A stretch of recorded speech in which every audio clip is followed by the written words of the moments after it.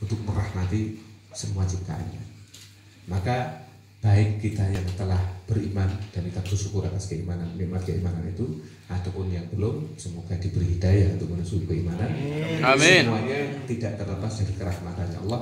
Amin. Ketetapan dari janjinya Allah sendiri untuk di al-wafa billah, untuk di Tuhan itu, untuk diberlakukan janji itu.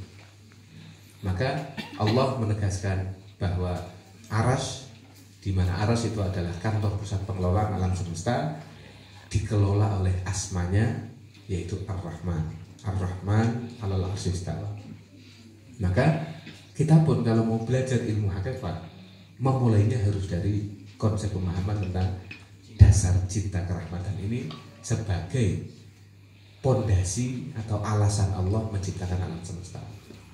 Maka ketika kita menjalani kehidupan tidak dimulai dari dasar kerahmatan, cinta kerahmatan yang memiliki 3 makna: cinta tulus, merukunkan, dan berbuat kebaikan, menebarkan kebaikan tanpa pamrih. Kalau kita tidak memulai kehidupan kita dengan kesadaran itu dan belajar perlahan-lahan untuk meningkatkan cinta kita, untuk meningkatkan daya pengharmonisan kita, daya merukunkan kita, meningkatkan daya baik kita kepada yang lain, daya kebergunaan kita kepada yang lain, maka jangan berharap itu mimpi buruk ketika kita berkeinginan untuk bisa memasuki dunia hakikat, belajar ilmu hakikat. Meskipun kita telah melakukan wirid sekian lama, meskipun kita telah berguru kemana-mana, dasarnya adalah harus cinta kerahmatan. Nah, cinta kerahmatan inilah yang akan melandasi keimanan yang mendalam. Keimanan yang mendalam. Iman secara kebahasaan juga memiliki makna, simpul makna kunci. Iman diambil dari akar kata aman dan amanah. Aman itu berarti keadaan aman, terbebas dari mara bahaya, terbebas dari hal-hal yang menggoncang dan goncangan itu menghancurkan. Kalau ada goncangan, ya goncangan sekilas, tapi kemudian kembali pada posisi aman lagi. Jadi goncangan yang tidak sampai membawa kita pada kehancuran. Aman. Yang berikutnya adalah amanah. Amanah itu adalah kepercayaan, hubungan saling percaya. Jadi kita diciptakan oleh Allah atas dasar cinta. Dan karena Allah mencintai kita, Allah memberikan kepercayaan kepada kita. Dengan Allah memberikan kita kehidupan, berarti Allah telah percaya kepada kita. Lah, Allah saja yang menciptakan kita, telah memberi kita kepercayaan. Masa kita tidak belajar untuk percaya pada kehidupan kita dan percaya pada yang memberi hidup kita, pada Allah. Nah, ini prinsip ketiga. Ibda' binafsi. Memulai apapun penampakan ilmu hakikat, mulai dari diri sendiri. Bagaimana kita bisa mengimani Allah kalau kita belum bisa mengimani kehidupan kita, yang itu merupakan pemberian Allah Subhanahu wa Ta'ala. Bagaimana kita akan benar-benar bisa mensyukuri Allah, bersyukur kepada Allah kalau kita belum bisa mensyukuri kehidupan yang diberikan Allah kepada kita. Kita belum bisa berterima kasih kepada makhluk-makhluk Allah yang selama ini telah berbuat baik kepada kita. Man lam yashkurin nas lam yashkurillah. Siapa yang tidak bisa bersyukur, berterima kasih kepada makhluk-makhluknya Allah yang lain, maka dia tidak akan benar-benar bisa bersyukur secara hakikat kepada Allah. Bersyukur secara syariat sudah, tapi bersyukur secara hakikat harus melewati tahapan, harus mampu mensyukuri segala apapun yang ada dalam diri. Nah, ini kandungan dari isyarat mana alhamdulillahirabbil alamin. Dan alhamdulillah ini adalah merupakan posisi tata hukum kosmis, tata hukum kehidupan yang tertinggi, yang disebut sebagai maqaman mahmudah. Maka kenapa di dalam kisah perkisahan kitab-kitab suci terdahulu menceritakan bahwa akan datang nabi terakhir yang namanya Ahmad. Selalu nabi berikutnya itu Ahmad. Ahmad itu artinya semakin didekatkan. Ya, Ahmad itu semakin didekatkan pada maqam alhamd. Dan sampailah puncak maqam alhamd itu dimiliki oleh Rasulullah Shallallahu Alaihi Wasallam. Maka dalam doa kita diajarkan untuk memohonkan untuk beliau wab'athu Muhammad.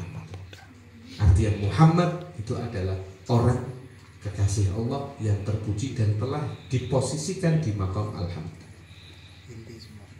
Di maqam alhamd. Lah, maqam alhamd itu maqam apa? Kita bisa belajar. Itu tampaknya kan satu puncak yang tinggi susah kita capai. Tapi kita bisa belajar. Kita merintisnya perlahan-lahan. Setelah kita memasang cinta, menguatkan cinta, kerahmatan di dalam diri untuk memulai dan menjalani kehidupan ini, berhubungan dengan apapun, berhubungan dengan siapapun atas dasar cinta, maka sikap yang muncul dari cinta itu adalah sikap alhamdulillah. Apapun kita puji. Artinya apa? Selalu kita berupaya untuk melihat sisi yang terpuji dari segala sesuatu. Karena segala ciptaan Allah pasti tidak sempurna. Pasti ada sisi yang tidak terpuji. Tapi kita diajari oleh Allah atas dasar cinta kerahmatan itu untuk melihat segala sesuatu dari sisi yang terpuji. Kita melihat kehidupan kita sendiri, pasti ada banyak keluh kesah, ada banyak masalah. Sebut saja itu sisi yang kita lihat, kita pandang sebagai kurang terpuji. Nyatanya kita melihatnya sebagai penderitaan. Kita abaikan sementara waktu. Jangan dilihat sisi yang kurang terpujinya. Kita lihat sisi yang terpuji dari kehidupan kita. Apa yang terbaik dari kehidupan ini? Alhamdulillah. Maka dengan sendirinya kita akan muncul yang namanya ridho. Yang namanya ridho. Kita akan merelai seluruh apa yang telah diberikan Allah kepada kita.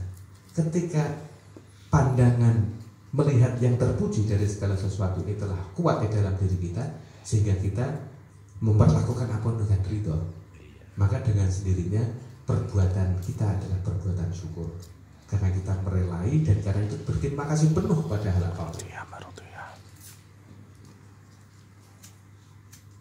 Nah, kalau kita sudah bersyukur, itulah awal perjalanan kita menjalani tugas-tugas kehidupan kita yang diamanatkan oleh Allah pada kita. Dalam rangka apa? Menjaga amanah. Ini bagian dari mana iman?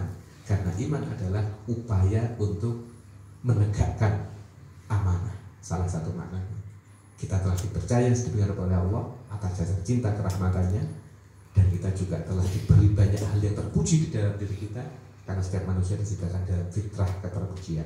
Itu kita jaga, itu kita syukuri. Berbekal syukur itulah kita kemudian beramal soleh. Beramal soleh melakukan semampu kita setahap demi setahap. Yang tidak usah ngoyo, tidak usah tegon-tegon, semampu kita perlahan-lahan, karena kita bertumbuh dari kebaikan, bertumbuh dari keterpujian, sehingga kita bisa mengikuti pola dari ajaran Rasulullah SAW yang ditandai kuncinya oleh nama beliau sendiri, Muhammad, yaitu orang yang terpuji, yang selalu memperlakukan apapun dengan sikap terpuji, melihat apapun dari sisi yang terpuji, sehingga beliau mengajarkan kepada kita dari memberikan tuntunan Rasulullah itu tidak pernah berkomentar buruk pada hal apapun, termasuk kepada orang-orang yang belum diberi hidayah oleh Allah. Kanjeng Nabi SAW tidak pernah berkomentar buruk. Makanan yang disuguhkan ke beliau, kalau beliau suka didahar, kalau tidak suka tidak didahar, dan tidak mengomentari apapun. Beliau tidak pernah berkomentar buruk kepada hal apapun, dan beliau selalu berdoa kebaikan. Bahkan ketika beliau sempat berdakwah pertama kali masih di periode Makkah ke Taif, dilimpari oleh orang-orang non-muslim di Taif sampai berdarah-darah. Bahkan malaikat sendiri merasa tidak terima, telah mohon izin pada Allah untuk menimpakan gunung yang ada di sana pada kaum. Apa kata Rasulullah SAW? Jangan malaikat, kalaupun mereka tidak beriman, aku berharap anak cucu mereka nanti beriman. Kenapa mereka melakukan kebodohan itu? Karena mereka tidak pernah mencaci maki. Itu sikapnya Rasulullah SAW. Meskipun kita memang sangat jauh dari posisi itu, tapi kita belajar semampu kita dari kecil terus disyukuri. Nah, syukur dalam rangka menjalani tugas kehidupan, salah satu tugas kehambaan. Kita sebagai hamba, sebagai budaknya Allah, kita diberi kepercayaan untuk menjalankan tugas itu. Kita sebagai hamba kita lakukan atas dasar syukur. Kemudian atas dasar syukur kita juga diberi tugas oleh Allah, tugas kekhalifahan. Kita diberi tugas untuk memimpin. Memimpin siapa? Memimpin diri sendiri minimal. Nanti kalau sudah perlahan mampu memimpin diri sendiri, memimpin keluarga, perlahan memimpin masyarakat, sahabat sekitar kita, memimpin untuk melakukan pengembangan menuju kondisi yang lebih baik. Itu tugas kekhalifahan kita. Dan tugas ketiga juga atas dasar cipta kerahmatan, atas dasar konsep alhamdulillah, dan atas dasar syukur kita menjalani tugas ketiga kita, yaitu tugas kewalian. Tugas kewalian itu apa? Al-walayah, ada 3 level makna dalam kewalian. Pertama, al-wali, yang artinya man yatawallal amr, orang yang diberi tugas oleh Allah dan menjalani tugas itu. Setiap dari kita diciptakan memiliki tugas khusus di luar tugas kekhalifahan. Termasuk tugas khusus manusia, dan setiap manusia diberi tugas khusus apa? Untuk merahmati alam semesta. Paling tidak kita mendoakan alam semesta. Setiap harinya kita minum air, masa kita tidak pernah menfatihai air? Setiap hari kita makan berbagai macam makanan, masa kita tidak pernah mensyahadatkan makanan, mensolawati makanan, menfatihai, mendoakan makanan? Kita setiap harinya dipapar oleh cahaya matahari yang memberikan banyak nutrisi. Kita belum pernah untuk sekali waktu minimal betul-betul bercakap-cakap, berdialog dengan matahari. Kita sampaikan maaf kita kepada matahari karena selama ini kita telah menjadi sahabat yang tidak ingat persahabatan. Nah, ini makna kedua, al-wali artinya sohib, sebagai sahabat. Kita bersahabat dengan seluruh alam semesta, sahabat atas dasar cinta kerahmatan. Karena apa? Seluruh alam semesta diciptakan oleh Allah dasar cinta, maka hubungannya harus hubungan persahabatan. Kita selama ini merasa bahwa kita hidup itu hanya untuk kepentingan diri kita sendiri. Nah, tugas kita menjalani misi khusus merahmati alam semesta minimal melalui doa dan kalimat-kalimat yang baik. Maka kita belajar untuk menghindari mengucapkan kalimat-kalimat yang buruk, yang tidak terpuji terhadap apapun, terhadap makanan, terhadap anak, terhadap udara, terhadap cahaya matahari, terhadap panas, terhadap dingin. Dan sementara kita ini sudah terbiasa mengucapkan kata-kata buruk. Kalau ada panas, wah kepanasan. Kalau ada dingin, wah kedinginan. Kenapa selalu penolakan dan pemberontakan yang kita tunjukkan? Bukan penerimaan, bukan kerelaan hati, keriduan. Sebagaimana Allah ridho dan mencintai dalam menciptakan kita. Kenapa kita tidak ridho dan mencintai, menerima keriduan Allah dan cinta Allah? Sebetulnya sederhana, dasar-dasar dari ilmu hakikat itu. Dan terapannya juga tidak terlalu rumit sampai tinggi-tinggi. Terapannya dalam kehidupan sehari-hari. Ya, makan ya kita hakikati, minum ya kita hakikati. Syariatnya telah kita terapkan dari kecil. Ya, baca bismillah, pakai tangan kanan, sambil dengan adab makan dan minum, sudah kita terapkan syariatnya. Tapi hakikatnya hadirnya rasa kita, jiwa kita dengan spirit cinta kerahmatan, dengan spirit alhamdulillah, dengan spirit syukur. Nah, ini yang belum kita letakkan. Plus spirit apa? Spirit persahabatan. Kita itu harus menjalin persahabatan dengan apapun. Lewat di sepanjang jalan, kalau bisa sepanjang jalan perjalanan kita mulai, kita niatkan, ya Allah, sepanjang perjalanan mohon tebarkan hadiah doa dari Fatihah yang saya sopan untuk semua makhluk Allah yang ada di sekitar perjalanan yang saya lewati. Itu manfaatnya luar biasa karena kita menjalin persahabatan, hubungan kerahmatan dengan apapun, dengan siapapun.